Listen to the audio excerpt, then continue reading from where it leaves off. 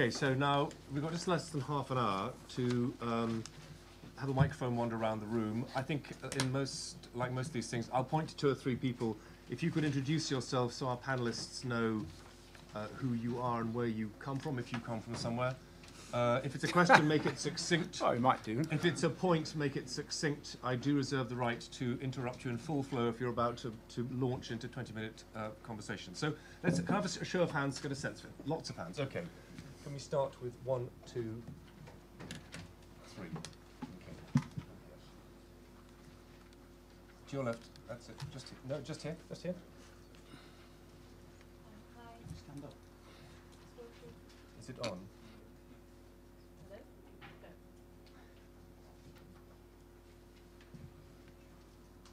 Let's try this one instead. How are we going to get the new technology? We can't even make bloody microphones. Hi, I'm Catherine Nightingale and I'm from the Science and Development Network. I'm a journalist.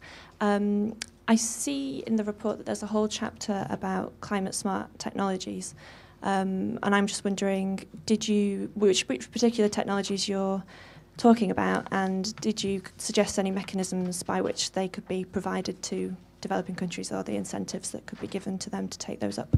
Thanks. Pass it to your neighbour, just here, thank you. Hi, I'm Amma Marston with the Bretton Woods Project. We're a nonprofit here in London. I'm curious for the authors or coordinators of the report, how they see this report feeding into or relating to things, for instance, at the World Bank right now, such as the Energy Strategy Review, which does not reflect any shift away from fossil fuel investments, as well as the discussions that are taking place on the climate investment funds and if they realistically will be phased out with the post-2012 architecture coming out of Copenhagen. Okay, very good. And we'll pass it on the front here. Thanks very much.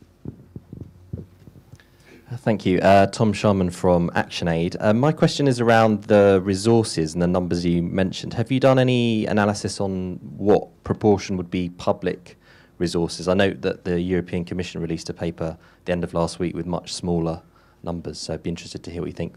Thanks a lot. Okay, let's do those to start with. Okay. In terms, is this working? Okay. In terms of which technology, we're very clear that we don't pick any one technology. What all the energy modelers agree upon is that we will need absolutely every, bow in our quiver, quiver in our bow, bow in our quiver. As Kirk mentioned, carbon capture and storage is absolutely critical. Nobody foresees the world getting completely rid of fossil fuels, so it's absolutely really, really critical we do that. We need the next generation of solar. We need the next generation of biofuel. And we need probably a number of other things such as smart networks, smart transmission lines, smart networks, in order to be able to deal with the intermittency of some of these new technologies. How to make them available to developing countries? Well, we're very clear in the report that to the extent that mitigation requires additional costs for developing countries, I think it will be imperative to find a way of financing that, right? In addition, there can be some agreements, some ways of bringing developing countries into technology share agreements so that it can be part of the research effort and can have access to the technology. One of the things that we spend a lot of time talking about is the fact that you don't just go and helicopter drop a new technology in a country. You really need that country to have developed the ability to identify the technology they need, to adopt it, and to implement it. So we talk about some of the building blocks within developing countries of their own ability to innovate and absorb international technologies. Now, the energy strategy hasn't been written, so unless you've seen something that I haven't, I can't see. There you are. So it is being developed at the moment. Yeah, the concept note, but it hasn't been written, and I think that's a very important distinction. We certainly are working with the authors of that energy strategy, and we very much hope to be able to get some of the findings of our report into the energy strategy, or actually most of the findings of our report in there. The position of the World Bank on coal, on funding coal, as you well know, is that for the moment, as long as there's no alternative, as long as you can show that alternatives have been priced and are substantially more expensive and that there isn't additional financing, we will continue funding it. Botswana is a country that sits on, it's a very poor country sitting on massive reserves of cheap coal that doesn't have much of a potential for hydro, that doesn't have much of a potential for wind. Solar, for the moment, with today's technology, remains extremely expensive. So I think we have to think about the different trade-offs between development and climate change. As we said earlier, development has to be our priority. But that leads to the whole issue of resources, and I'll pass this on to Kirk. And that actually links to the question about the CIFs as well, the carbon investment funds. I mean, on the particular question, will they be phased out as promised or not? All we can do is believe what the funders have said, right? They've said that this is temporary funding until 2012 when we go to some financing framework beyond Kyoto commitments. All we can do is take them at their word on that. I think we have to understand there is certainly a great deal of hope and some expectation that coming out of Copenhagen there will be some new climate financing architecture. And if that architecture isn't the CIFs, it has to be some replacement for the CIFs. There has to be some way, agreed way, that the flow of resources, and this relates to the third question that we're talking about in the report, actually gets to the countries that need it in order to put themselves onto a low carbon growth path. So if we don't have the CIFs, we will need some replacement. And in the end, that's in the realm of the politics, all the discussion that's happening in Copenhagen, where it's really not our role to say this is the best way or that is the best way. What we're saying is we see a major need for finance. We want it to be used effectively. We need to come up with mechanisms that direct it in ways that are going to have the maximum impact, et cetera, et cetera. But what the financing architecture is not for the World Bank to say. So it's very much in the realm of the CIFs, and other aspects of finance are very much in the realm of the discussions that are going on leading up to Copenhagen. Now, in terms of public versus private mix, what we can see is that when it comes to certain types of infrastructure, whether it's making a road climate proof or building a seawall, there are certain things that are just naturally going to require public resources, public investments to deal with the problem. But our sense is that beyond, and well, in some countries, power generation is in the public sector. So again, you would see finances needed from the public sector to deal with that. But our sense is that beyond these sort of areas where we know for sure there's going to be a need for public finance, that it's actually the private sector that will be using the finance and that will be generating the finance. Part of the role of the carbon markets, if you think about the CDM, it's really linking two private entities in a rich country and a poor country to do that carbon transaction, which has the effect of reducing greenhouse gas emissions. So our sense is a very large proportion of this is going to go through the private sector, private markets. Public sector, of course, has to set the framework. It has to set the incentives. So it has to agree to a tax or to a cap or some instrument that will motivate the private sector to act. It also needs to deal with bringing in regulation where markets don't work. This comes back to the sort of points that Simon was making, that we've seen most recently some of the limitations of trusting the market completely. So we need to think hard about what is the right role for the market, what is the right role for regulation and other things that states can do. And the third question? I dealt with. I believe I dealt with. Yeah, okay. Do you have a number for? Well, I think we quote a number something like currently about 15%, I think is the number that's quoted. But going forward, I would be speculating to say, is it higher or lower than that? But again, you can think about what is naturally in the public domain is I think, a useful way to think about it. Okay, thanks very much indeed. Let's have a show of hands. 1, 2, 3. Jim Winpenny, consultant, ex-ODI. Question for Kirk, really. Last time I heard you speak, Kirk, you were promoting a new set of indicators that give a better idea of environmental and social growth and development. That was some years ago, I have to say. Now, by coincidence today, we have the presentation of the report by Joseph Stiglitz, which I think Lord Giddens referred to, arguing for a whole new concept for measuring growth, welfare, and indeed happiness. Now, it just occurs to me, a lot of the report, as you presented, is couched in conventional terms of national accounts. The costs of growth, the benefits of growth, the finance required are expressed in these conventional terms. How would you see the debate being transformed if we had this larger and more imaginative set of indicators? Thank you. Thank you. Here at the front, please. Is this on? Yes, it is. Thanks very much. Ian Bust, now with Pan International UK.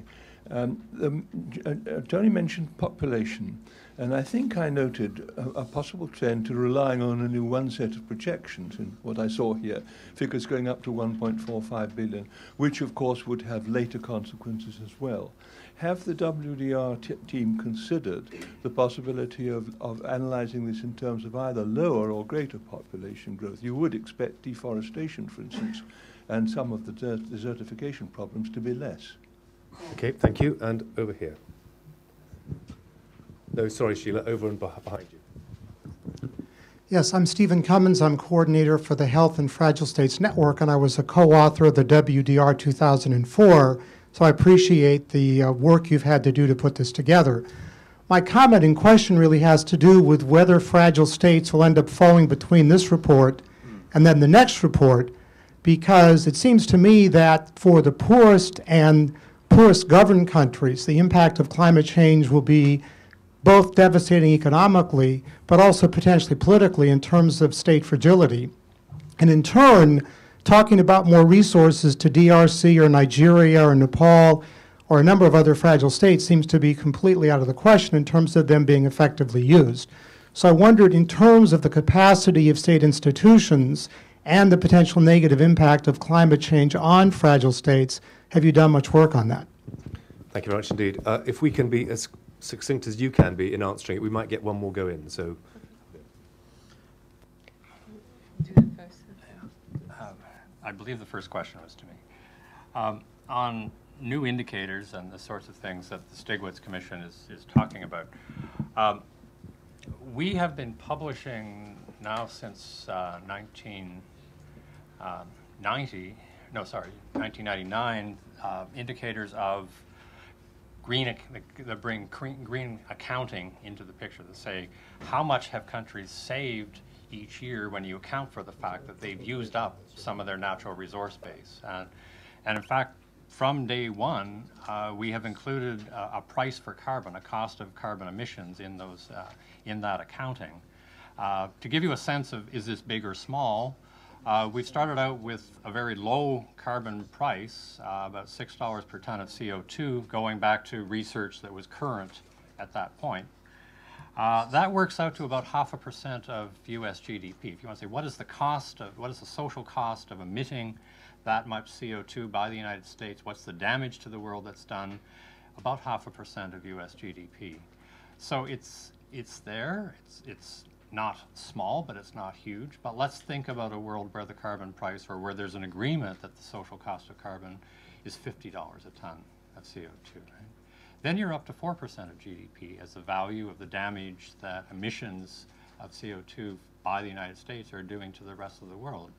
And then you start thinking hard about how does that fit with your commitments under UNFCCC, how does that affect a whole other range of agreements that you were party to, and what should you do to bring that number down, which of course brings us back to what are all the steps that countries need to take to reduce their carbon footprint. So the number we publish now is pretty small, but if we get agreement on a social cost of carbon that's on the order of $50 per ton of CO2, it won't be small. It'll be 4% of GDP for the USA, maybe a quarter of that for European countries because they're very energy efficient.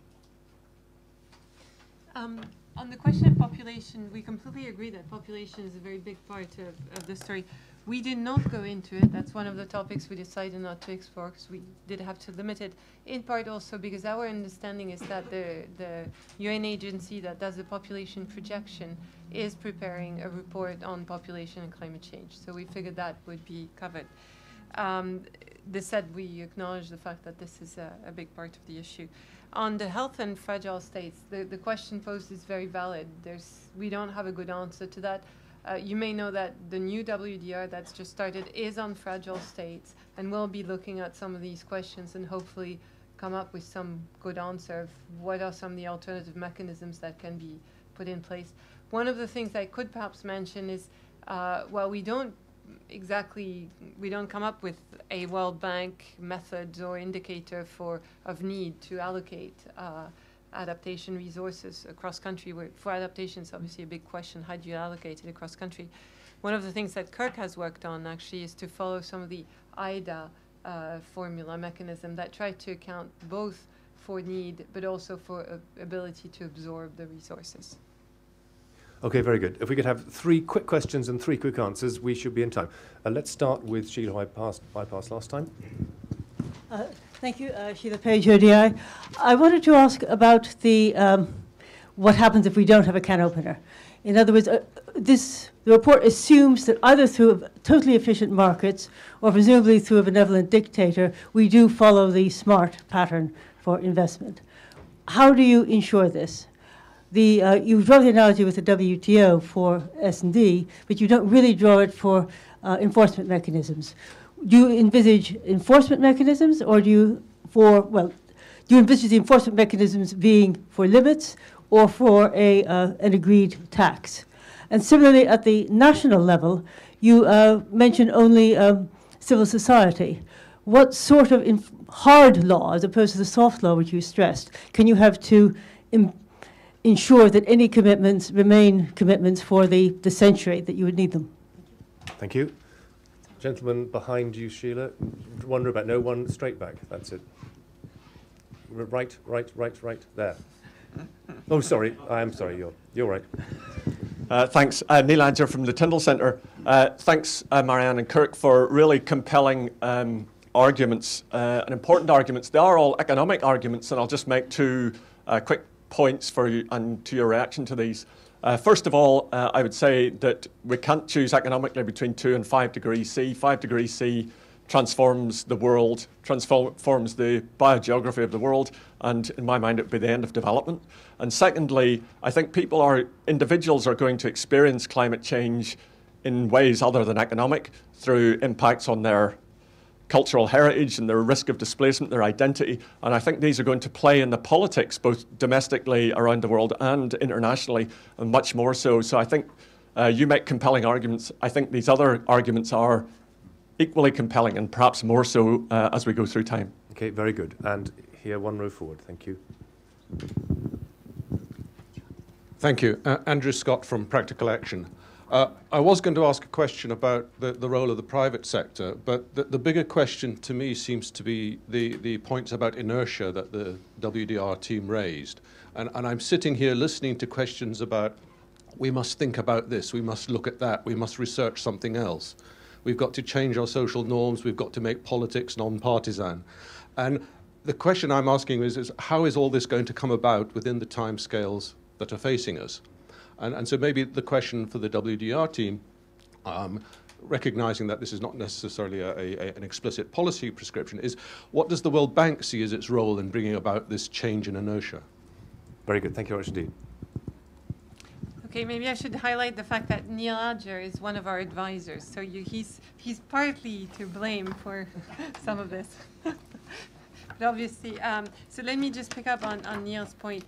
I think if some of our colleagues who are authors of this report were presenting, you would have gotten a lot less of the economics and a lot more of the other aspects of what's in the report, some of which was mentioned by Neil. We're still victims of our profession, but I think that the report goes a little bit beyond a very narrow economic view of this. And I think the fact that people will start experiencing things in their daily life is indeed part of the answer to the next question of how are we going to get this change to come about. I think what we are seeing is that people do react to events. When we were very surprised when we did consultations in Africa that people there were very worried, very concerned about climate change. We didn't expect it to be a driving concern. And they're saying, well, we can't do development because we keep reallocating our development resources to deal with the various catastrophes that are brought about by climate change.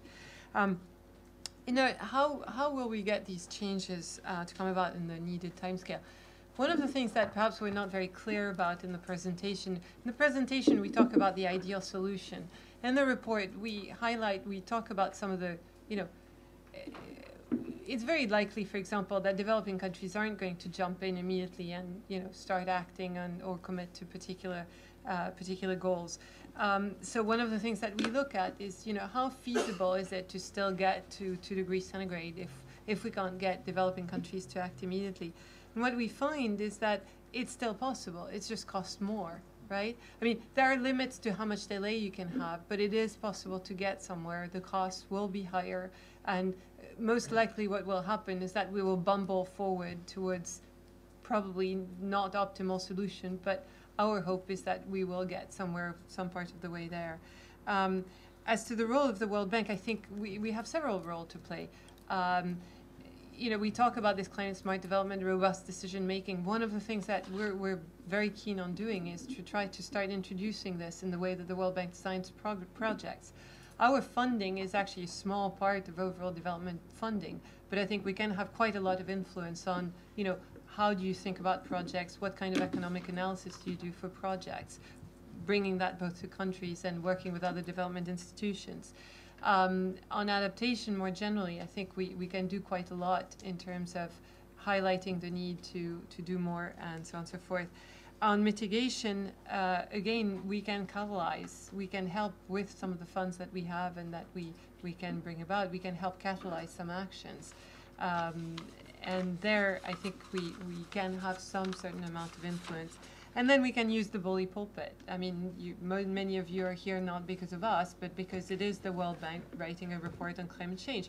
And that, in and of itself, is actually somewhat significant. The World Bank did not do a WDR on climate change 5 years ago. It is doing so now. And I think that has some impact. Kirk? Finally, on the question about sort of enforcement and the role of law in dealing with these issues. You know, Scott Barrett, I think, is one of the most vocal critics of the Kyoto Protocol, and one of his main criticisms is that there is, in fact, no enforcement mechanism in it. So how do we expect countries to enforce the limits that they've agreed to under Kyoto? Now, there's potential for using trade provisions, for using, you know, carbon taxes at the border to say if you're importing a highly carbon-intensive good, we'll tax that. That's in the U.S. legislation that's gone through the House of Representatives, so it's a live issue. My sense is that unilateral actions along those lines is likely to lead to a trade war. I mean, it's not clear whether it's WTO compatible. It's certainly, if you know, the numbers we're getting for a $50 price per ton of CO2 price of CO2, the average tariff on Chinese imports into the United States would be about 10%, which means much higher on things like cement and steel and things like that. So it'd be large and it would probably trigger retaliation. So if we want to deal with enforcement, we really need to take that to the level of the climate agreement itself, so that there is an international sanction to say this is the means by which we will choose to, as a community, choose to enforce this. And that's different from unilateral action. I think that's the way forward. It's not clear to me that we're there yet. There's so many other things we need to sort out, so many other issues on the table in Copenhagen. It's not clear that that one is going to make it to the top of the list. And then the question of sort of hard law at the domestic level, well, if you hold an emission permit that says you can emit only so many tons of CO2, there is a monitoring and enforcement action that governments need to take to ensure that you hold to your commitment. So and behind that there can be fines or whatever to ensure that compliance happens. So law clearly has a role to play here once we think of enforcing action that individuals or countries have agreed to. That's great, thank you. Before I thank our two presenters today, I just want to see if Simon and/or Lord Giddens, would you like 30 seconds worth? I would say that I hope that we'll have some of our comments on the report. I'm looking at Neil on the ODI blog by the end of the week, and that if everybody in the room were to have a look at the report and think of one interesting thing to share with everybody else in the room, we could use the ODI blog in a very interesting way. I'd just like to say I think the question you raised and that is strongly emphasised in the report of inertia is the crucial, well, one of the crucial issues that faces us, and we're going to need social as well as economic and technological innovation to overcome that. It's one of the reasons why I've been involved with and strongly supported the 1010 campaign here, because which is, I think, is getting quite a groundswell of support, because it suggests, well, look, you can reduce your carbon emissions by 10% in a year. Let's get out there and do it, and let's persuade others to do it. I mean, we're going to need a lot of things like that, I think, to kind of break through the established inertia of political as well as other economic, technological systems in which we're involved. Very good. Thank you very much indeed. Can I just ask you all to thank our speakers? Do go and read the report. Spread it around. It's a critical issue.